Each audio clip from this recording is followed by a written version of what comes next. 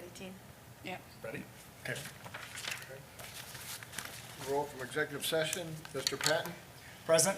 Mr. Rudy? Present. Mr. Chumley? Present. Ms. Sanborn? Present. Mrs. Spencer? Present. Okay. All present? Thank you. Please join me for the Pledge of Allegiance. I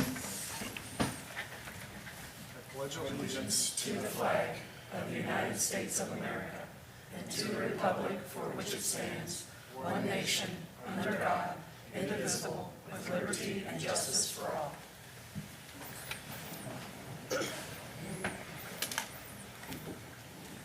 Next up is the motion to adopt the agenda. It is my understanding, Ms. Spencer, you wanted some adjustment to the agenda. You wanted something moved out of Yeah, I personnel? asked to pull those,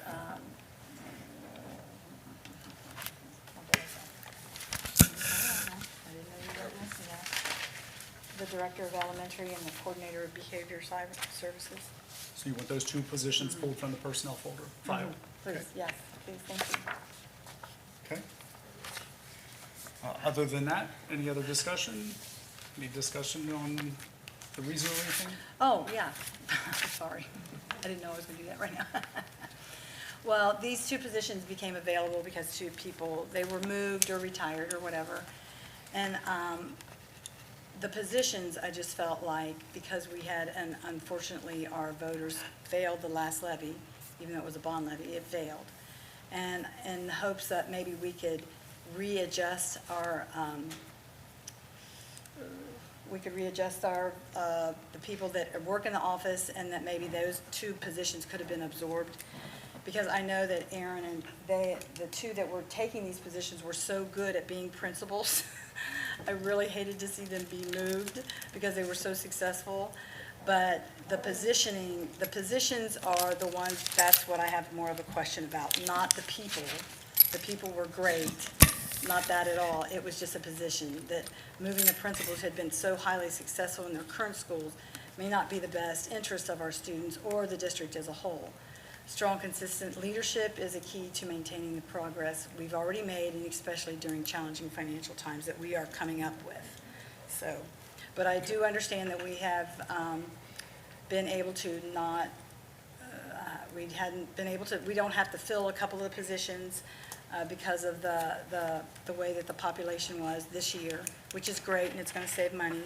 But those two positions are the positions I felt like maybe could have been absorbed into the district office. Okay, thank you. Someone like to make a motion to adopt the agenda as, So moved. thank you, Mr. Rudy. Is there a second? Second. Ms. Sanborn. Thank you, Ms. Sanborn. Is there any other discussion? Thank you. Roll call, please. Mr. Rudy? Yes. Ms. Sanborn? Yes. Mrs. Spencer? Yes. Mr. Patton? Yes. Mr. Chumley? Yes. 5 yes. Yeah, I'm sorry, next, yes. Dr. Foltz. All right, so we'd like to call members of the Treasurer's Department for today's Board of Recognition, Board of Education recognition. Come on up, stay next to me. The West Clermont proudly recognized the Treasurer's Department for earning the Certificate of Excellence in Financial Reporting from the Association of School Business Officials International. Okay. For the fiscal year ending June 30th, 2024. This prestigious award received in April reflects the department's strong commitment to financial transparency, accuracy, and high-quality reporting. We extend our sincere thanks to the Treasurer's team for their continued dedication to responsible fiscal stewardship and service of our schools and community. So we are proud to recognize the following members of the Treasurer's Department: Dan Romano, Terry Johnson, Michelle Cortez, Tiffany Swoa, Cassidy Crooks, Paula Wolf, Daniel Shue, Amy Limbacher, and Leslie Combs. So please join me in a round of applause.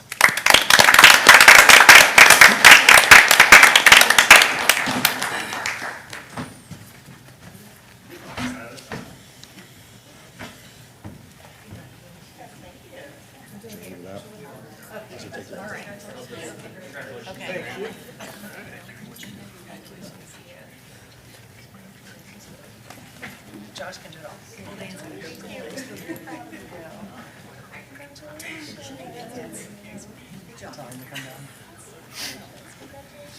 Dan, you gotta walk the line. Dave's not going to want to shake everybody raise hand? He's not going to. No. Oh. Should I have this one? At least he's gonna get his picture. Why did they-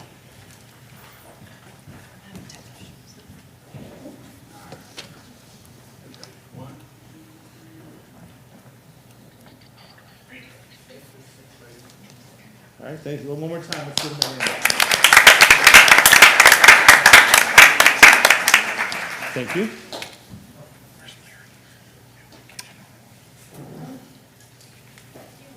Okay, well, next up is our WC Strong video series.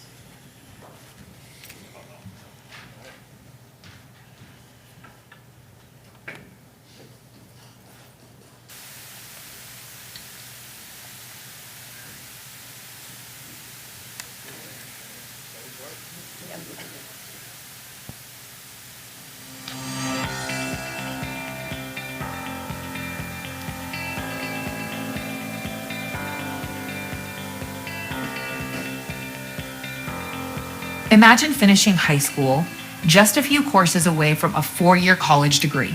That's the incredible reality for one recent West Clermont graduate. I have taken a few courses down at UC in person. Most of them have been online though, as I described. But a few of them I've taken down there in person. It's a great experience. Being able to be around those college students and being around that type of coursework and those professors, it's been great. Meet Gage Sweet. He just walked across the stage at West Clermont's graduation this May. But he's also nearly finished with his bachelor's degree in information technology from the University of Cincinnati. How did he manage to fast track his education? The answer, a program called College Credit Plus, or CCP. It's a program where high schoolers can take college credits and college courses early, and the state pays for it, and you get the opportunity to go down to UC, you get the opportunity to work with the counselors. Basically, you're just a regular college student. Essentially, high schoolers can earn college and high school credits at the same time by taking college courses. This program is free for students in Ohio who attend public schools, which means there's no cost for tuition, books, or fees. Gage says this is a huge benefit.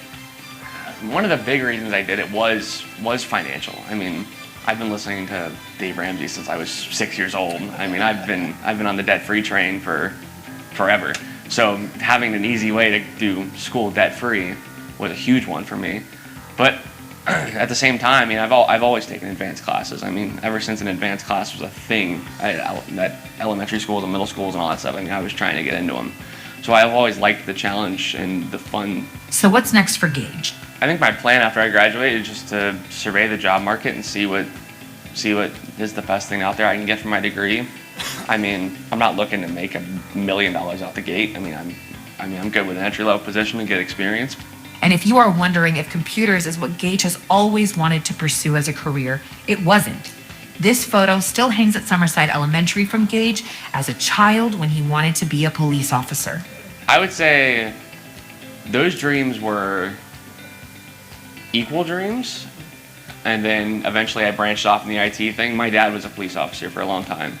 He's worked all in public service. He was a EMT for a while. He was a firefighter and a police officer. So my main big drive, as any little boy wants to do, is follow in his dad's footsteps. And civil service is very honorable. So what does West Clermont Strong mean to Gage? I think the phrase West Clermont Strong means to me that West Clermont is a very strong institution to go to.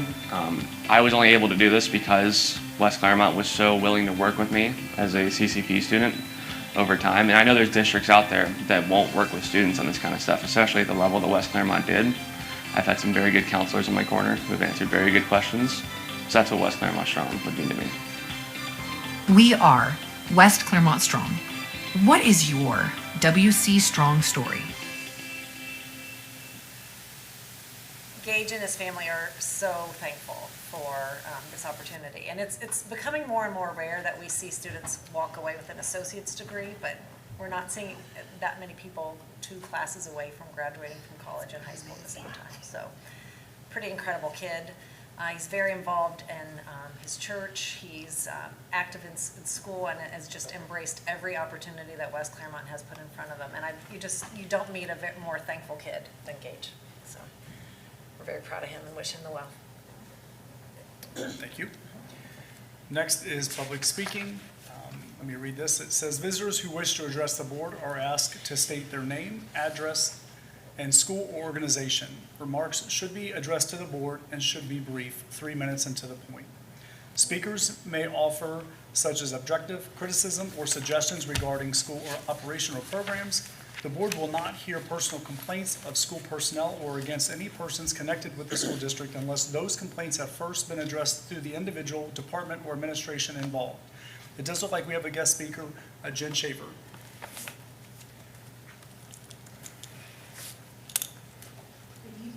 Good evening. Thanks for allowing me to speak this evening. Jen Schaefer, I live at 1180 Creekstone. I'm a graduate and my kids go to the middle school. I know I've had the pleasure of meeting and knowing some of you that sit up there, and for those of you that I haven't met, I'm a West Clermont graduate, former president of the CAC, former president of the Clough Pike Elementary PTO. I also was involved in the levy in 2020 and the bond this past year. But the important reason I'm here is for the past 5 years, I've had the pleasure of working at Milford Schools. And I have been able to work with Jenny Berkeley and Melissa Caraher. Jenny has been my colleague, my boss, my mentor, and a trusted friend. Under her leadership, for Human Resources and Student Services, she's increased employee engagement. She's created and led staff wellness and highlighted employee appreciation throughout the district. When you're looking for a student-centered servant leader, Jenny is top tier. I think in education, we tend to only hear about the negatives. We only talk about budget cuts and providing higher levels of service with less funding. I wanted to come here today to share the positive impact Jenny will have on West Clermont. I'm so sad she's leaving Milford, but so grateful she'll be leading in a district where my kids attend. And then to add on, Melissa, I just found out this morning, was leaving us to come here, and I just want to let you know that she has led Sipeld Elementary for years with a compassionate heart and a student-first approach. And you guys are really gaining two amazing leaders in your district. Thank you. Thank you.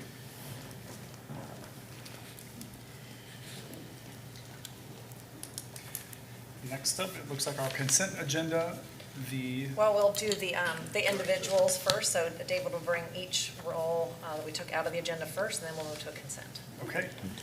Thank you for clarifying. Sure.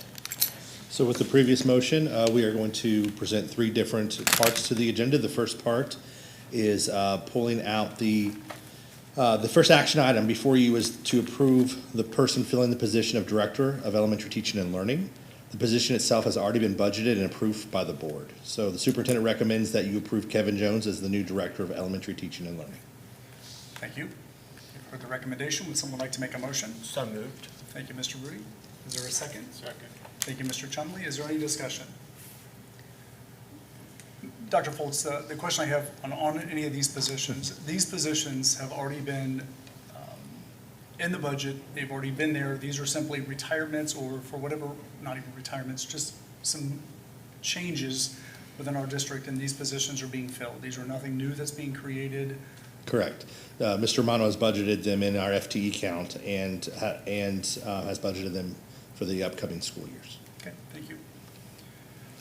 Any other No, discussion? I appreciate that, and I understand that. I just, again, unfortunately, we did have the levy that failed, and those positions, I felt that maybe they could have been absorbed in the district office. So, And I don't want to go down too far of a rabbit trail, but in order to make those types of adjustments, that is something we as a board need to set ahead of time, because you can't just come in one day and say all of a sudden, this person is now going to absorb all of these positions, because then it changes things. So as we move down the road, if the board wants to make a decision to present to soon our new superintendent, Dr. Foltz, then that may be something we want to tuck in the back of our heads. But it's very difficult on a whim to start repositioning people's positions. So, any other discussion? And I'd just like to add that Mr. Jones will be crucial to improving teaching and learning at the elementary and keep our report card high. and I know that he will work well with Mrs. Preston and the rest of the department. He will be missed at Willowville, but I understand, because I think you're a little crazy to be a principal sometimes. They're here. Well, I do appreciate his expertise in being a principal, and Aaron, you guys did an amazing job, and I don't feel like I did it on a whim. Ryan. No, as far as trying to put positions and put Right. people, that's on. Well, the- it you wasn't can't- on a whim, and I voiced my concern early on. It was just, we'll move forward from here, but these positions that come available, we may need to start considering how to readjust some of it, given that our deficit in a year and a half we're going to be in the deficit in a year and a half. So it might be something we might need to start thinking about. Okay. moving Any other forward. discussion? Roll call, please. Mr. Rudy? Yes. Mr. Chumley? Yes. Ms. Sanborn? Yes. Mrs. Spencer? I'm going to vote no on the position, not the person. Please do not take it personal. Mr. Patton? Yes. 4 yes, 1 no. Okay. That position was just for the Director of Elementary Teaching and Learning. The second position pulled out is, the action item before you is to approve the person filling the position of Coordinator of Behavior Support Services. Again, the position itself has already been budgeted and approved by the board. So the superintendent recommends that you approve Aaron Parker as the new Coordinator of Behavior Support Services. Thank you. You've heard the recommendation. Would someone like to make a motion? So moved. Thank you, Mr. Rudy. Is there a second? Thank you, Mr. Chumley. Is there any discussion? Yes, I would like to make a discussion. Yeah. I have looked at Mrs. Parker's resume, and it's a beautiful resume. It talks about her wonderful job that she's done as principal, and I commend her for this leadership position that she has taken on. But when I had the job description pulled that Dr. Foltz gave me, it says that the person has to have behavioral health, has to have special needs, has to have a lot of support for behavioral health, and I don't see that in Mrs. Parker's resume. She didn't convince me that she has that in her resume, and I'm not sure where I'm supposed to look to find that. Okay. Is there any other discussion? I believe she will bring us forward also. She's proven herself as a principal. I have not heard one negative comment about her, and that says a lot. The only thing that I'm unhappy about is that she's not going to be the principal of my children anymore. But other than that, I think she's going to be incredible. Thank you. Any other discussion? Roll call, please. Mr. Rudy? Yes. Mr. Chumley? Yes. Ms. Sanborn? No. Mrs. Spencer? I'm going to vote no on the position, not the person. Mr. Patton? Yes. 3 yes, 2 no. Okay. So the rest of the personnel agenda will fall back into the consent part of the agenda. So in front of you is the personnel agenda for June 30th. On this agenda, we have the retirement of Tracy Ray, our WC Your Future Coordinator. This is for the end of December of this year. She's been with us for 3 years. Patty Hornstra, the Principal Secretary at West Clermont High School, has been with us for 17 years. We wish them well in their next adventures. This agenda also includes the resignation of 1 Coordinator of Behavior Support Services, 1 Child Nutrition Supervisor, 2 West Clermont High School Assistant Principals, 9 teachers, 1 school psychologist, 2 custodians, 6 paraprofessional aides, and 1 office assistant. The agenda also includes the proposed hiring of 1 Director of Human Capital, 1 Merwin Elementary Principal, 1 high school assistant principal, 1 help desk supervisor, 12 teachers, 2 school psychologists, 2 full-time paraprofessional aides, 2 part-time paraprofessional aides, and 1 secretary. The agenda includes salary adjustments for 2 staff that were placed on incorrect placements on the May board agenda. This is correcting those placements. The agenda also includes the transfer of Patricia Heiler from elementary assistant principal to Willowville elementary principal, 2 part-time paraprofessional aides at Willowville to 2 full-time paraprofessional aide positions at Willowville, and Tracy Renner from parent mentor to parent mentor and family support liaison. On the agenda, we have the proposed approval for extended days, which allow our support staff to close out this school year and begin the next school year. It also supports any summer work needed. It also is used as a bridge for those employees coming in who can do some work in June and July prior to their normal contract taking effect on August 1st. And it included Jane Lewis, who does our College Career Plus coordinator for the 25-26 school year. On this agenda, we have the proposed approval for supplemental contracts for the athletic contest workers, home tutors for extended year, mock trial, multiple coaches, multiple student workers for summer employment in the PAC. On the agenda, we have proposed approval for multiple unpaid leave of absences, multiple substitutes for next year, and multiple school volunteers and student teachers for next year. We bring our admin and salary exempts schedules forward for the board typically annually. This is when we make adjustments to job titles that more accurately reflect the work that someone's doing. So we bring that forward as well. Also, from time to time, we add and reduce staff based on our needs to support students in each building. There's a long list there, so I added them all up. In total, we're reducing 6.8 teachers, and we're adding 0.19 in our classified staff. So finally, in the work beyond the contract section of the proposed approval for payments, we have for curriculum development, Orton Gillingham training, spelling bee support, career connector support, enrollment and district support, summer school support if needed, cooperating teacher pay from the universities, and new teacher meetings. So this concludes the review of the personnel agenda submission for your consideration. Thank you, Dr. Foltz. I would like to wish the two retirees well. Tracy Bray, I feel like I've known her my entire life, even though it's only been 3 years. Very personable, wonderful. That breakfast this year was fantastic. I just can't say enough about her. She's energetic, peppy, friendly, and it's going to be a little different, a lot different, I'll say, without her. She will be missed. Mrs. Hornstra, I don't know as well, but she's very kind, very nice, and I wish her well. She was my clinic aide at Brantner when I was a principal Mrs. there. Hornstra was? So, yes, so Oh, I have known okay. her for 13 years, and Yeah. that is an accurate statement. She would do anything and everything She's for a you, just kind smile on her soul. face. They both are. Yes. I could shed tears. Okay, thank you. Thank you. Thank you, Dr. Foltz. Next up is Mr. Rule.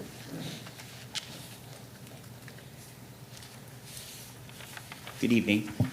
Before you this evening is the 2025-26 Student and Parent Handbook. This update includes changes in policy to reflect those that we went through during the course of the school year, as well as updates to more clerical types of things, such as who our compliance officers are, student fees, those sorts of things. Thank you. Thank you. Oh, can I ask a question real quick? Yes. I did go through all 113 pages of it, but it did talk a little bit about the personal electronic devices. Are they calling that the cell phone, or I didn't see like a cell phone. It's inclusive of cell phones. Okay, I assumed that, but reflective it of didn't. any communication device. Right. It just didn't say the word cell phone, and the big push last year with the governor saying, you have to have a cell phone, program in your handbook, and I'm like, okay, it doesn't say cell phone, but all It's- that's included sure. in that personal, I think it's a personal handheld device or something. Yeah, any personal communication Yeah, device, I was saying that. those policies do Yeah. reflect that. Yeah. Yeah, it's pretty far in the handbook, though. I wish it would just a little, it's like page 110 or something. I know our building administrators do a lot as well in terms of how they communicate that to Right. families, and Yeah. our families largely have accepted, that change, Good. and it's worked well Good. within the districts. That's good, that's exciting. Yeah. I'm glad. Any other questions? Thank you. Thank you. Next up is student fees. Good evening. This evening, we're requesting approval for the 25-26 student fees as presented. I highlighted in red any changes just for quick review. You'll note that there are no increases. The only places that you'll find red additions are for any new courses that have been added for next year. If it's okay, I'm going to skip ahead to 805, because one thing listed in the student fees is a student technology, like an insurance fee. And so also tonight, we're requesting your approval for what we're calling the Chromebook Insurance and Option to Purchase Agreement. And so essentially what that is, what that boils down to is that Mr. Priest has created a program where if students and their families opt into an optional $35 per year insurance fee, and they purchase that insurance fee for each of the 4 years, 4 consecutive years. At the conclusion of that 4th year, students would then be able to take the Chromebook as their own. It would be stripped of, any district information, et cetera. But it's kind of a win-win. It's an opportunity for us as a district to have that added insurance against breakage, any other kind of wear and tear. And it's an incentive for families to know that if they do that for 4 consecutive years, then there's something for them that they get at the end of it, which is the Chromebook itself. So we're really hoping that encourages participation in our insurance program, and that families see the value that comes from that. So you'll note that on 805 are the information that we'll be sharing with families, as well as the MOU, just kind of outlining, or the document, the board resolution, outlining the details of that particular agreement. Any questions with either of those? What if they drop and crack the Chromebook? So that $35 insurance fee covers any of those things. Okay. And so it would either be repaired, if it's something that we can repair internally. We have our own internal repair, system. And if it's something that we're not able to repair, then it would be replaced for them. So that $35 really is a great deal. I mean, accidents happen, and and it's really something that can protect us. It helps us as a district to have that insurance policy, but it also helps the families to know that things are covered. Okay, thank you. Absolutely. Thank you. Thank you.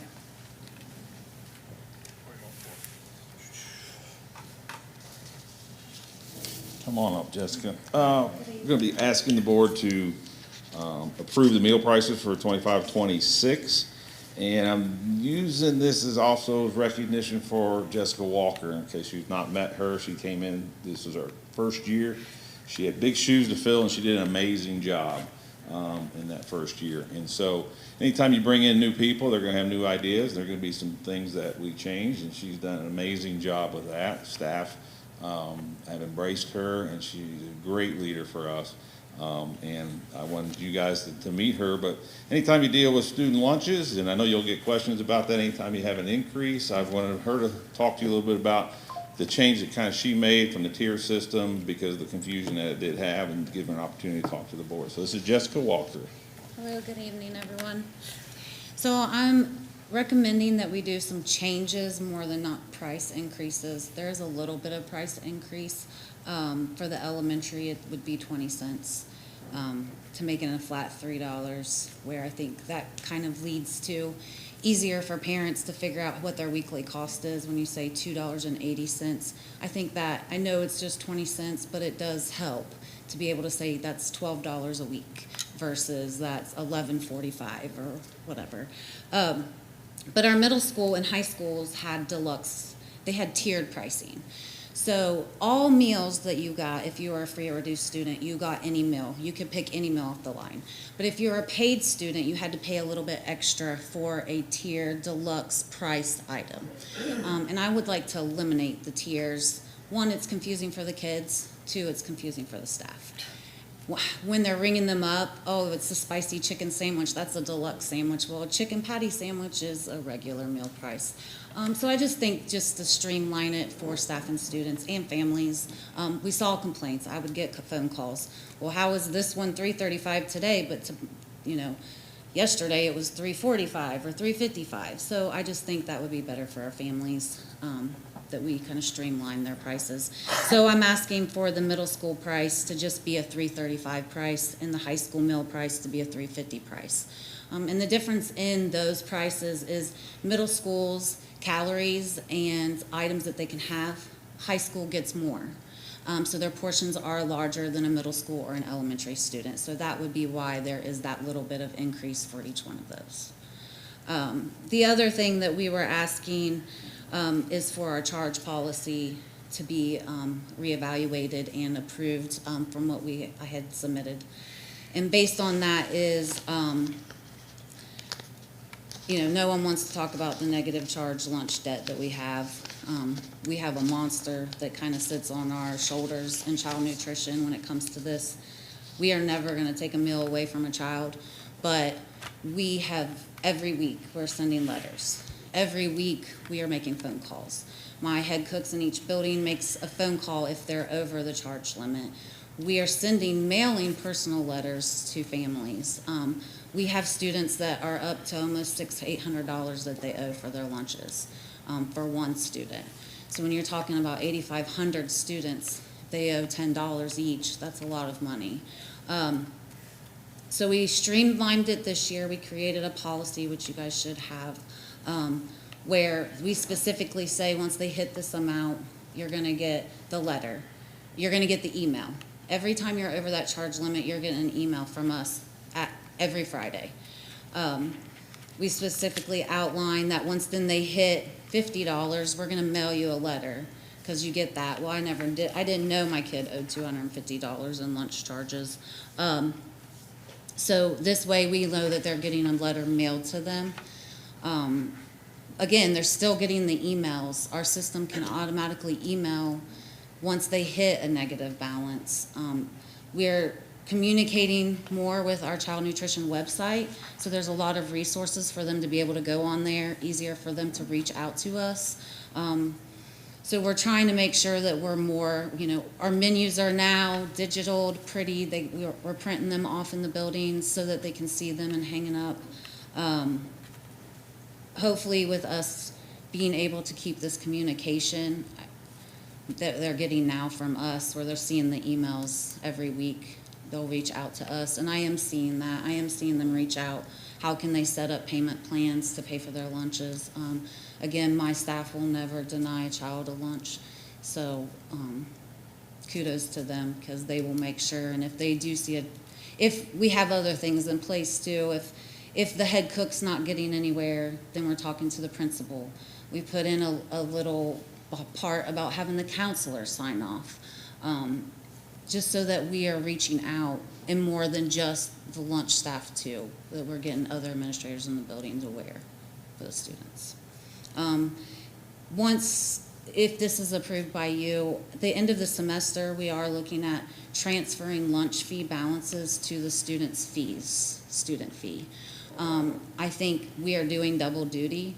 They're sending out letters because they owe student fees, and we're sending out lunch letters.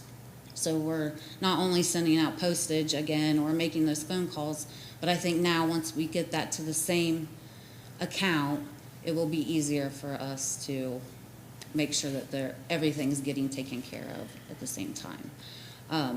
So at the end of each semester, we will transfer those lunch charges to the student fee. And then that will then go to the treasurer's office to collect instead of child nutrition. And then we do have an Angel Fund donation account that we've actually added into the handbook as well, that if students at the end of the year or withdraw, they could transfer their money to an Angel Fund, which then those funds will be used to pay for students that have negative lunch charges. Do you have any questions for me? So how much is the total of your negative lunch charges? Do you know? Right off the top, it's about $110,000 we're at right now. Wow. When I came in at the beginning of last year, there was 56,000 there already.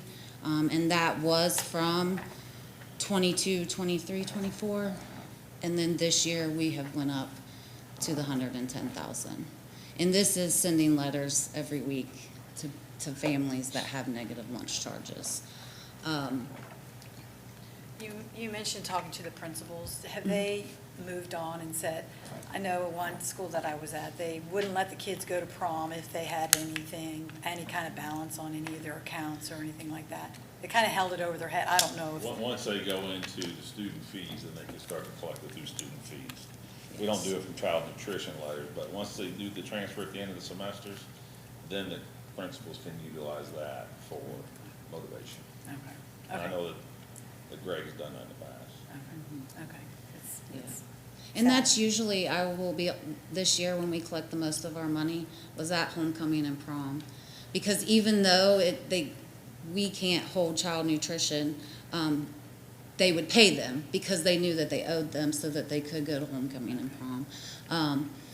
But I think this just helps us determine what kids, I think it's getting lost too. I mean, we're two Absolutely. separate accounts, and without seeing that, and if you don't have the high school's huge. So my head cook makes phone calls, but, there's a lot of kids there. That's a lot of phone calls to Yeah, make. absolutely. And I think they're probably the same ones that owe student fees too. So, I don't know.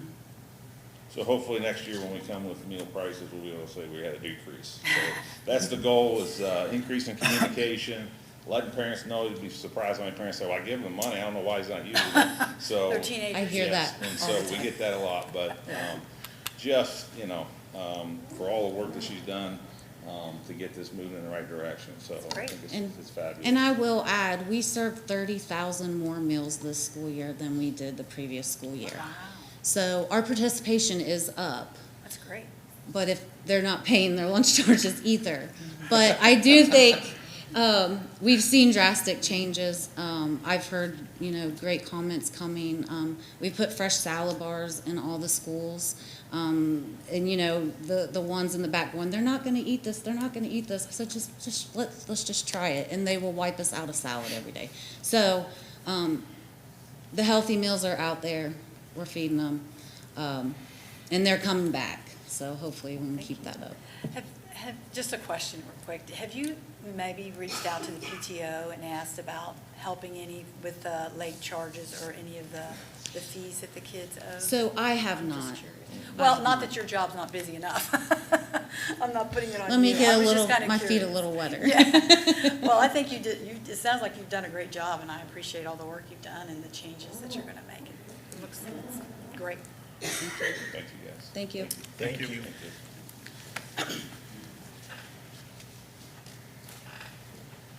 Hello again. One more request. We are seeking your approval of an agreement that is between Great Oaks Satellite Program and the West Clermont School District, and it's for our Oaks courses at West Clermont High School. And this agreement really just kind of makes sure to outline what the Oaks is responsible for providing, what the district is responsible for providing, and it just kind of solidifies that in writing. And this is a standard agreement that we've entered into in the past. Thank you. Item 8.07 is request for approval of minutes. Those were for the minutes of the meeting, the regular business meeting held on May 19th, 2025.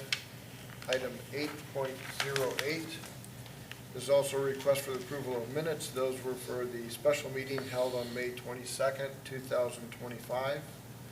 Item 8.09 is for the special meeting, is the minutes for the special meeting on May 29th, 2025. Item 8.10 is a motion to approve, request to approve the donations as presented. I'll briefly read them. First is from Joe Robertson, donated clothes to Whithamsville Tabasco Elementary for students in need. RJ Cinema donated popcorn to Whithamsville Tabasco Elementary for field day. Peng Wolf Designs donated 5 shirts to Amelia Elementary for the 5th grade prizes. Smithfield Meats donated 150 hot dogs to Amelia Elementary 5th grade picnic. Patricia and Donald Wagner donated $25 to Amelia Elementary student lunch charges for a book by Molly Lynn Dutina. Kathy and Dave Peterson donated $50 to Amelia Elementary student lunch programs for Molly Lynn Dunita. RJ Cinema donated gift cards to Withamsville Tabasco Elementary for Teacher Appreciation Week and family incentives. Balkema Frazier family donated the Purple Star plaque to Withamsville Tabasco Elementary. Jeffrey McKinney donated a Nespresso coffee machine to Amelia for staff member use. And Mount St. Joseph University donated 4 hospital beds and 8 bedside tables to the West Clermont High School STNA class. So item 8.10, the donations as presented. Item 8.11 are the contracts. Request for approval, motion to approve the authorization for the superintendent and treasurer to negotiate and execute contracts as presented. I won't read them all, but I do want to note the renewal for the liability and property casualty insurance. It is a very difficult and hard insurance market. Unfortunately, our renewal rates or our rates on the quotes went up substantial. It was a difficult time in even getting insurers to quote on the business. I think in the board update, the information we were getting is that not just as a hard market kind of nationally, but because of the weather changing patterns and more damaging winds and rains moving from what typically was south of us, moving to southwest Ohio, caused insurers to look at diversifying what they have geographically. This is a real thing. So weird. Okay. So weird. Yeah, that insurers were looking at accounts to keep, accounts to let go of. Our account, plus several others in the area, actually were scheduled to not be quoted on or bid on. The consultant did go back and request that they do it, and unfortunately, that's where the rise in insurance comes from. The second part of not only the increase in the premium, but the increase in the deductible. So if you looked at one of the quotes appeared to be less in premium costs, but when you looked at the deductible for the wind and hail damage, and it really had to take quite a few phone calls with the one quoter to understand that the deductible was a % per occurrence of the building cost. So it wasn't, just a small dollar amount, it was a substantial dollar amount per occurrence. If you looked at the bid that we are taking, that deductible went up substantially too per occurrence, but we do have the coverage. So just, it highlights not the right word, I guess, for something like that an increase, but I just want to make sure that you were aware of that, because that premium increased $113,000 on what the last premium was around $298,000. So that was a substantial increase. But it is in our request for authorization of contracts for this period.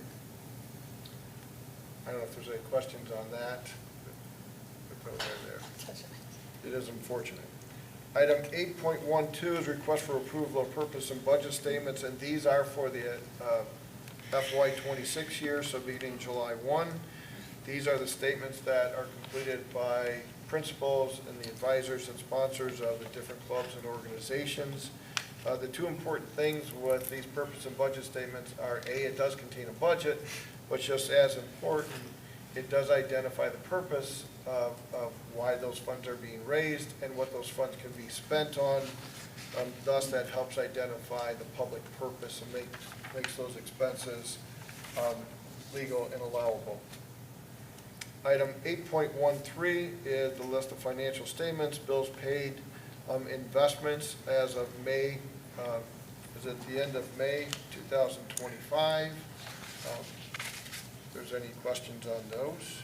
And so the consent agenda is item 8.01 as modified through 8.13, and is request for your approval. Thank you, Mr. Romano. You've heard the recommendation. Would someone like to make a motion? So moved. Thank you, Mr. Rudy. Is there a second? A second. Thank you, Ms. Spencer. Is there any discussion? Roll call, please. Mr. Rudy? Yes. Mrs. Spencer? Yes. Mr. Patton? Yes. Mr. Chumley? Yes. Ms. Sanborn? Yes. 5 yes. Thank you.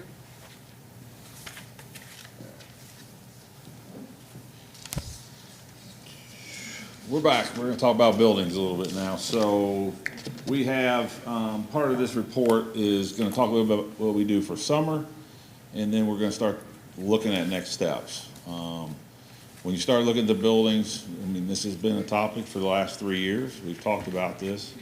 As Ms. Spencer said, we're not successful in May, which then puts the onus on us to decide what we're going to do with the space, what we're going to do with our current buildings, and how we're going to address the needs of these particular buildings, along with increased enrollment.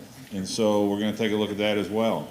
The board is going to have some big decisions to make in the next few years, and I think that's going to be important. I think one of the things about buildings and capacity and enrollment, we're trying to get ahead of it. We've done a lot of communication, obviously, over the last 2 years to let people know that this is coming. We've done pretty well with our enrollment.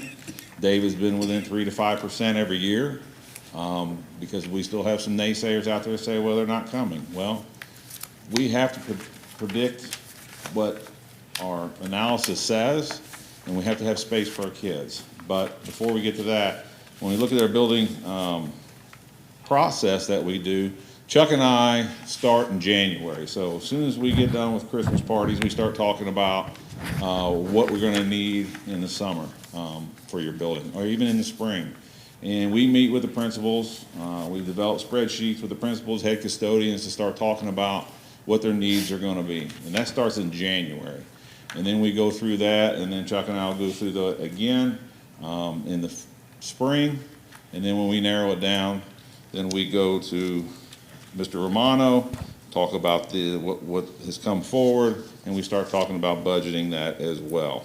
Usually in March and April, then we start to look at the POs and we start to get those approved.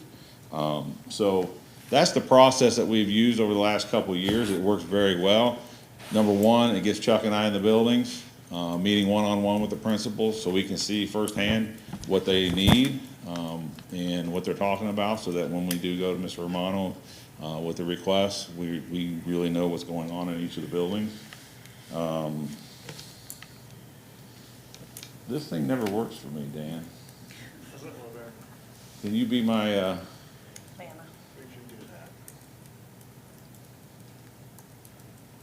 It's not working for Dan now. There you go. all right, so we'll start with Amelia. You're gonna see a lot of different things. I'm not gonna go specifically. I would have sent this to you in the board update, but I was at the beach with 5 grandchildren that are 4 and under, and I didn't have time to do any of it. So I did send it to you today. You have this in your email, so when you get home, you can take a look at this. We did cut back a lot, because when we started doing this process, remember, we did this in January, we did this in the spring, we had a ballot issue coming up, and I told the principals we're gonna hold back on a lot of the major things because we're gonna see what was gonna happen in May. So the list doesn't look great, but the need is gonna be there, and you're gonna see where that's at as well. So as you go through the buildings, you know, you're gonna see Amelia. One of the main things, you're gonna start to see student desks, you're gonna start to see furniture. One of the things with our furniture, we work through Ed Furniture. One of the people that we bring in, we get co-op pricing, which means we get the lowest pricing. And so those are the things that we look for anytime that we look at the co-op, when we start to look at these furniture needs and other areas as well. So Amelia, you're not gonna see a great deal there. When you move into Clough, the parking lot, obviously, there's some issues there that we're gonna be addressing there, some reconfiguration. And those cabinets, those 4 cabinets is not $4,432,000. There should have been 4,000. I just saw that when I put that there. So if anybody asks that, those are really expensive cabinets. So. Are they made of gold? They must be. Then we go into Holly Hill. We've talked about Holly Hill for 2 years, about windows. And so we've got it narrowed down, and we're working with Dan, we're working with getting quotes on that. We suspect that we're gonna do about 6 to 8 of the windows that you probably saw pictures of during the campaign, and we'll start with that, and we'll start moving to replace the windows at Holly Hill. This is something we work with our architects with. Remember when we went back and we had approval from the architects? This is one of the things that we work with our architects as well as roofing. And so I'm gonna come back to that because we're got a request in for them as well. So Holly Hill, the big thing there is obviously gonna be the windows. Merwin, we looked at, we had some concerns about air quality. We looked at that before May. We had it tested before May. We had it tested after May. And we passed everything, but we'll continue to evaluate the air quality at Merwin. And obviously, there's a few other things that we're gonna be doing at Merwin as we move forward. Summerside's minimal, as you'll see. Willowville's a big one. Remember the asphalt ceiling that we do in our buildings, we rotate that through all our buildings. I think the high school did it last year. This year, Willowville's up, and that's where you see that cost for when you seal and line each of the buildings. So each of the buildings get that, on that rotation, and that's at Willowville. WT, very minimal with some carpet. Middle school was another big one that I had identified earlier on. We have some roofing. We do have the bids in for that. SHP helped us get those bids, and that'll take about a 3-day process. That will be completed over the gymnasium. That's the front gymnasium, and that will be completed before school starts. High school, one of the big things that we did at the high school, we replaced the carpet on the grand staircase. I think this is the second time that we replaced it. It means it gets a lot of usage. Our kids utilize that area a lot. Main Street is one of the biggest things and one of the highlights, I think, as far as the architectural that we did at the high school, because it allowed a lot of space. And as Jeff just said, we got a lot of people at the high school. And so it gives us an opportunity for space, also gives us some opportunity for our students to meet there. District office, we've done a few things here and there. Conference rooms, paintings going on now. And then our AED supplies to support the policies that we do have in all the buildings. When you get to 1 to 3 year, it's like looking in a crystal ball. I can't tell you exactly what's gonna happen. But we have aging buildings, and we have older buildings. And so we will continually look at this 1 to 3 and 4 to 5 year concerns.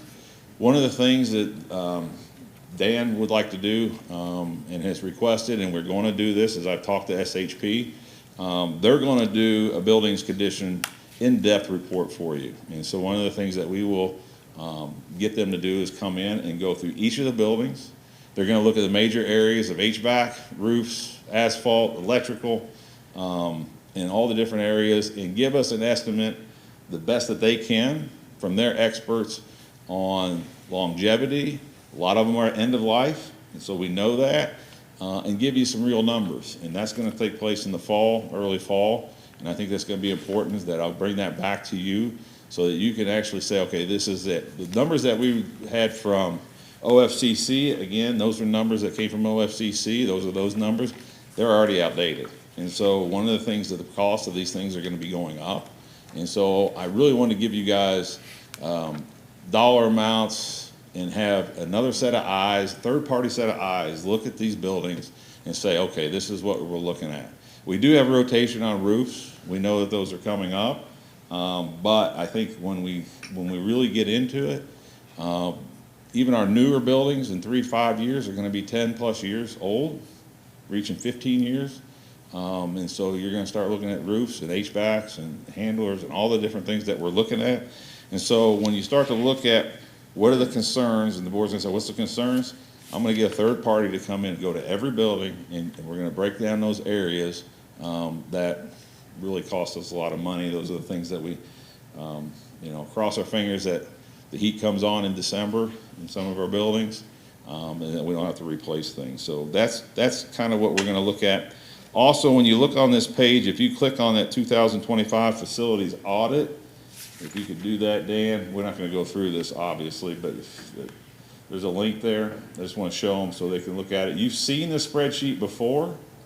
No? Oh, there it is. Oh, yeah. Yeah. If that opens. Okay, so this is that spreadsheet that, is it not opening? You saw the spreadsheet. If you remember 2 years ago, before we went to CAC, we had the spreadsheet. We showed you guys where we went through a complete audit of all the buildings. If you remember all the red, basically in the 3 older buildings, that is on there. But what we've done is Chuck and I and Roger and Mark, our head of maintenance, sat down and went through this list again, carried over some of the things that had not been addressed or we still have to consider, and we updated that the best that we can. That's kind of a precursor to what SHP is going to do for us as well, but I wanted to give you guys some numbers on what's going to happen in these buildings, what are some of the things that are concerns, and so when you do see us come in and we have something that we have to replace, you're going to see, well, that was on the list. Some of the things aren't on the list that surprise us. Those are the ones that we don't like to get. So that whole audit is on there for you to take a look at as well, and that goes building by building. It will tell you exactly where our concerns are, what we've identified in our department, and then we will back that up with what SHP gives us as well. So you're going to get a lot of numbers. It's going to be a big cost, especially in our aging buildings. And the only thing else I would say is those unexpected costs that we do get when a boiler goes down, or electrical, or some of the asphalt, or some of the things that we do have. There it is. If you can remember that, that was that's been updated for 25. The last time we updated it was 23, and that will give you more specifics probably than what you want, but that will give you some of the ideas as we went through every building and kind of took a look at all the things that we needed. So you have that as well in your email. Next thing we go into enrollment. And I think this is the challenge that we're going to have because we have to separate operations, what we do operationally, and what we do as far as space goes in the buildings. And when you look at enrollment, and like I said, David's been very, very well with what we've done in the past. When we looked at enrollment, if we've been within 3 to 5%, it's pretty good. And so when you look at this, what are we going to do? How's this going to impact the space that we have available? So when you look at building conditions, you look at utilization. All of our buildings utilize the buildings very differently and are very creative. And I give a lot of credit to our staff, to our principals, to our custodians, to our maintenance, to everyone that's involved by creating spaces within buildings that weren't designed for that particular purpose. And so when you look at this and you look at the utilization in the buildings, we're at pretty much capacity from what we have. We don't have a lot of empty classrooms as we move forward.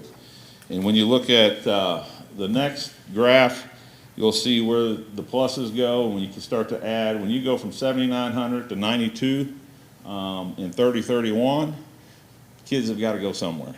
And we're at capacity today, pretty much. Now, when we talk about capacity, you're talking about capacity numbers in a building, but you're also talking about capacity with programs. And when you have programs that are going to utilize 20 to 25% of the capacity of the building, that's going to bring your enrollment numbers down that where we can actually serve students in classrooms. So continuing with the special programs that we do have, we're out of space. We're running out of space. We've said it for 2-3 years since I've been in this position. We continually have to look at what we're going to do about that. The next slide, 28, 29, we're in trouble. I'm just going to put it out there now. We're in trouble for space. We can get through next year. And actually, we have to look at 27 and 28. We're going to have to make some decisions there as well. And I'm going to get into that in a minute. But when we start to get to 28, 29, I'm telling you today, it's 25. In 2025, we will not have space in our current programs with the enrollment. If they do stick within what we project, we will not have space. And I know that's a hard reality. We've been talking about this for 2 years.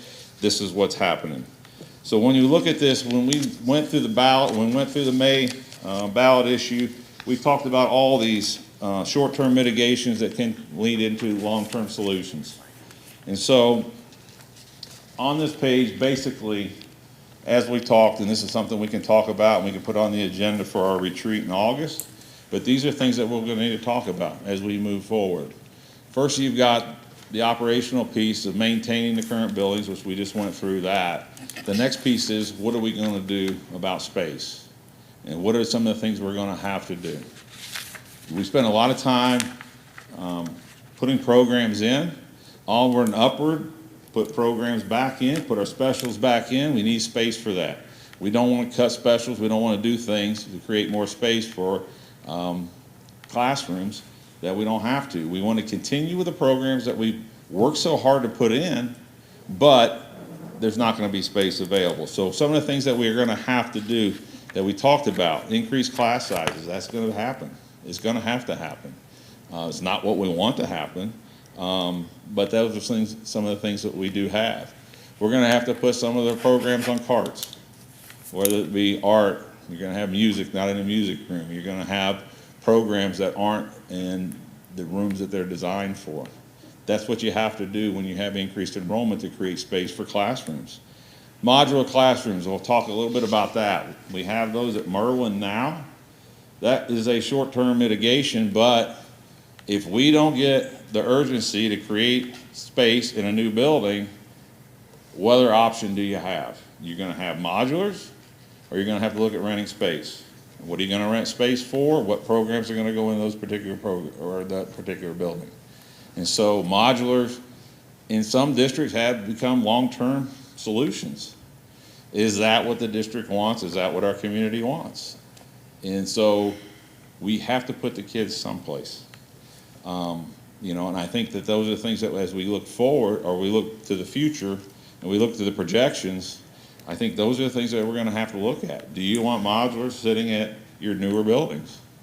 Do you want modulars to be a place for environment for our students to be in?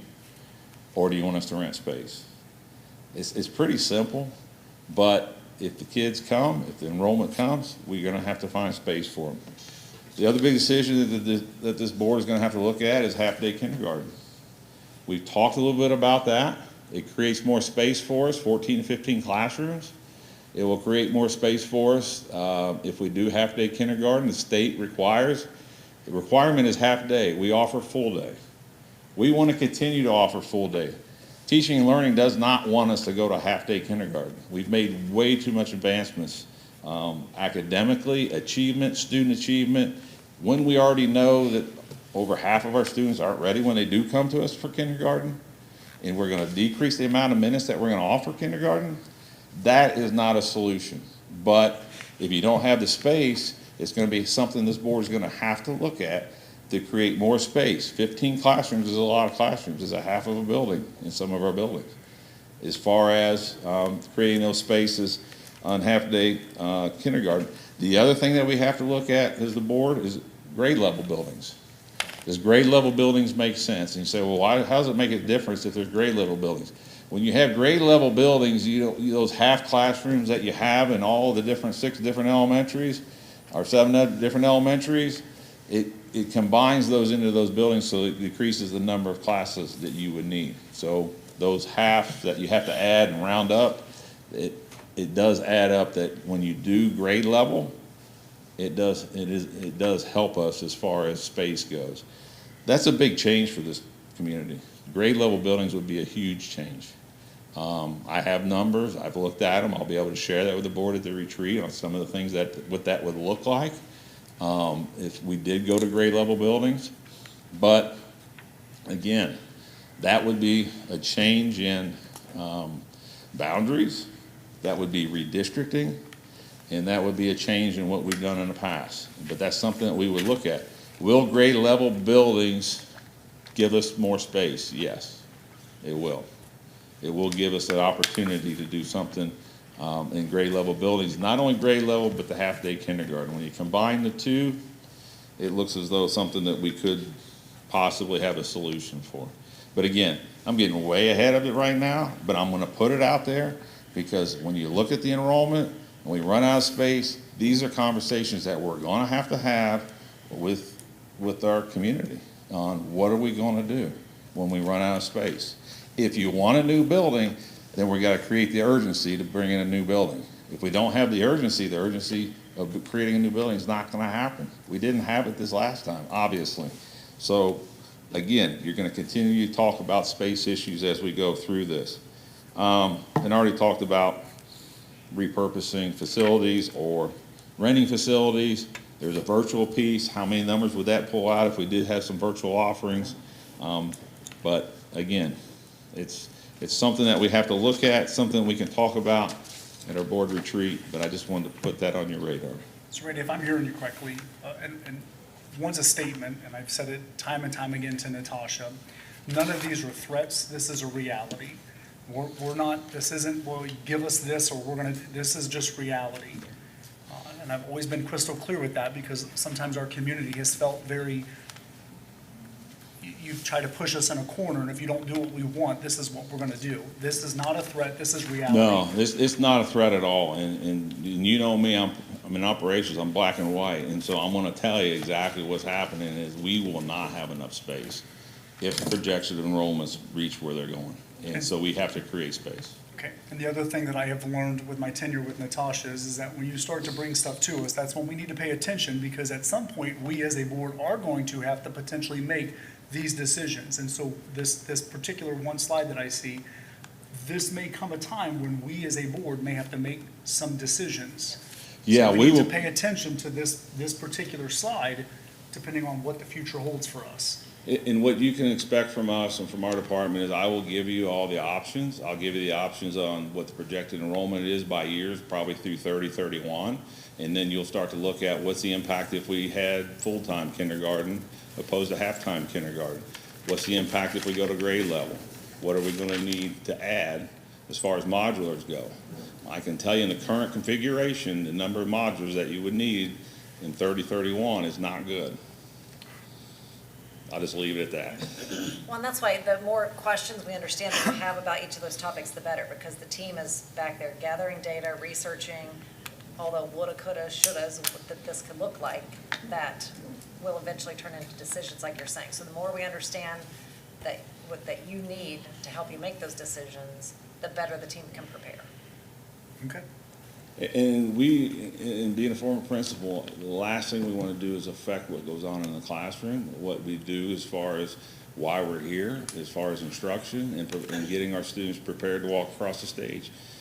Cutting the half-day kindergarten puts an impact on us. It puts us behind. I will tell you that right now. And they fought hard to keep it.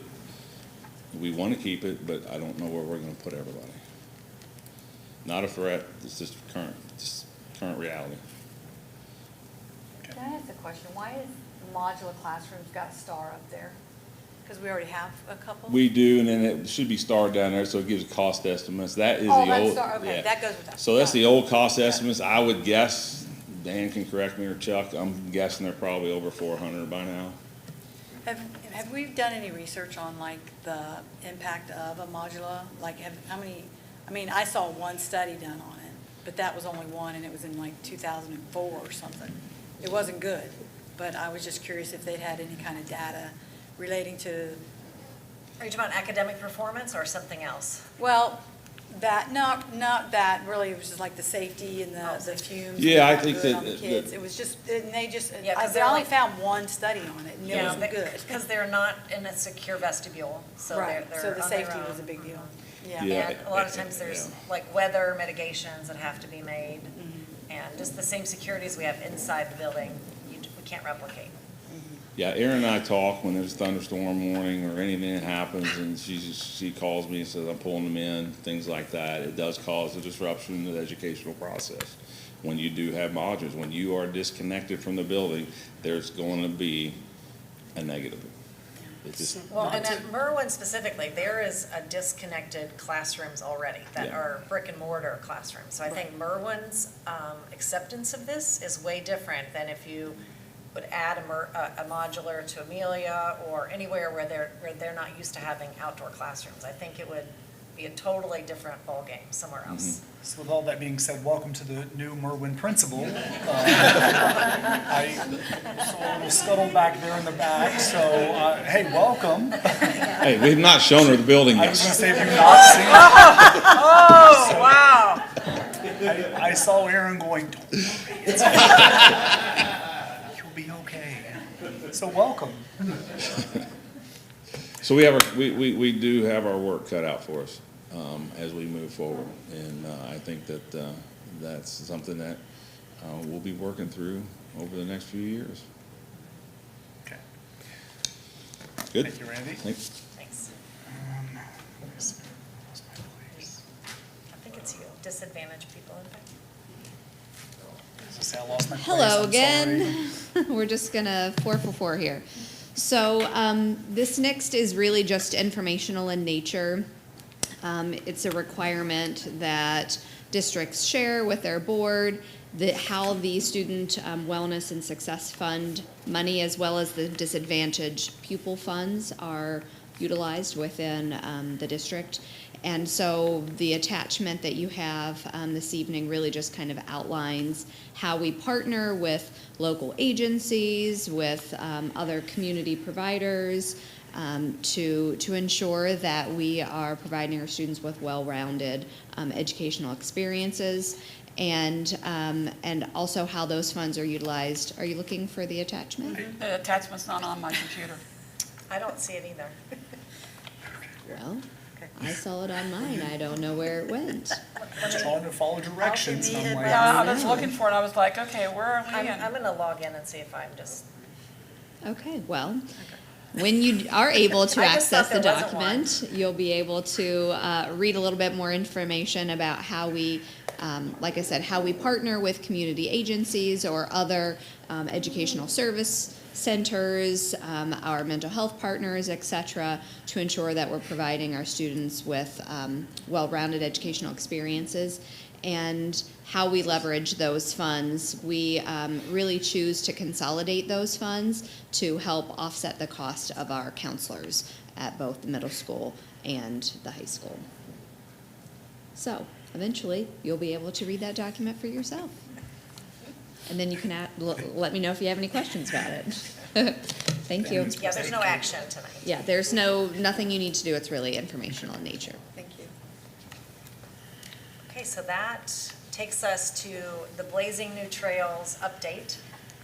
About this time last year, maybe a little bit earlier, you guys voted on the strategic plan that was inspired, developed, influenced by our Citizens Advisory Commission.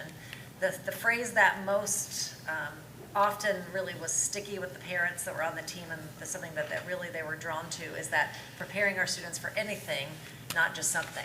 They didn't want to have experiences where you like decided you were a science kid in 6th grade and then all you were exposed to were like STEM kind of classes, or that you were pigeonholed. They wanted just to create lifelong learners who were adaptable and flexible and could take whatever they were learning and apply it to any kind of career or post-graduation plan. Am I going to do this? Let's see. Should be there. Maybe I won't touch it. Dan broke it. The whole thing died. Robert? Well, on that note, I need to. Okay. Oh, and we're back. I'm not touching it, though. Here, I'll touch it. We started 3 years ago with identifying the challenges of the district. We had all had the pandemic that we were going through. We were coming back to school and realizing that there was a time when all of Ohio was very supportive of schools. All of Ohio talked about the value of education in public schools. And just imagine in these quick 5 years how different that conversation is around our state. And the value of public education is being called to task and called on the carpet every day. Now, back in this day, when we were creating these challenges, we had just come off COVID and said, we need to learn from this moment, know that a school needs to be different as we go forward. And those were the 5 challenges established with a lot of community staff, student input. Through our process, we decided, well, to address these 5 challenges, we have to look at the 4 moderns. We have to modernize our learning plan, our model, modernize our workforce, modernize the environments, and to modernize our family and community partnerships so that all kids can reach portrait of graduate outcomes. And so that is really this plan, the Blazing New Trails, is all about operationalizing that concept. I paused on this for a moment, and I actually went back to some documents that Dan and I made years ago on the upward and onward investment plans. This is a slide to represent that, just to remind us of the many things that were not here 5 years ago that are tools today we can't imagine living without. Things like curriculum. I was just at a get-together this weekend, and I met somebody who used to work in West Clermont, and she was talking about how she worked here before there was curriculum, and she would spend her entire summer and creating things because she really didn't have what she needed. And I was just conveying that that is not the story anymore, that we've been able to adopt English language arts curriculum, math curriculum, science curriculum, and we're working our way through subject by subject. So something that basic being in place now has just brought all kinds of fruit. And when I look at the words on this screen, it's so symbolic to me, and it really reflects, it's the principals of this school district that have taken those resources and they've made absolute magic happen. They've rolled up their sleeves, they've taken risks, they've challenged themselves, they've challenged their staff, and they have led change in big ways. They did it enabled by these resources: instructional coaching, the WC Your Future programming, enhancements of student staff and safety, the behavioral supports. These are all things on this screen, and whatever you're seeing up there did not exist 5 years ago. And that was enabled through the upward and onward investments, whether it was the passing of the operational levy in 2020, plus the ESSER funds that gave us $14 million to invest. And Dan was very diligent in the planning to say this is one-time spending. So whatever we invest in needs to be something that can last and can scale. And then there are some things that we'll be able to continue. And I remember working with the unions at the time. They were afraid. They were afraid for us to make ads into our system because they were picturing the times of the past, and all they could picture was, well, we're just going to have to cut all this stuff. And we were like, we will not add things that we will just turn around and cut, that we will make a long-term sustainable plan, and that's what we've done. And you can tie direct impact to our results to these investments that we've poured into people, into the programs and services that we offer, and the processes that we have elevated. And although this is not even fully comprehensive, it does create a picture. We've expanded our engagement and really have worked on changing our culture around everyone having a seat at the table, everyone having a voice, everyone being involved. And I'm very proud of the progress that we've made. But I can't, especially sitting here tonight on my final board meeting, I can't not mention that it's not enough. And this is not to make anybody feel bad or to be inappropriate, but it's a plea.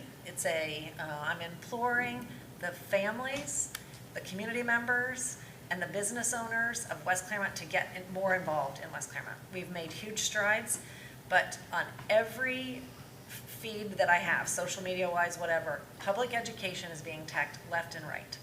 And people are trying to put a national agenda that's happening out there like far away from us. They're trying to just overlay that and just assume because it happens in a school somewhere that it's happening in West Clermont. And we have done an incredible job to live the values of this community and to address issues when they come up.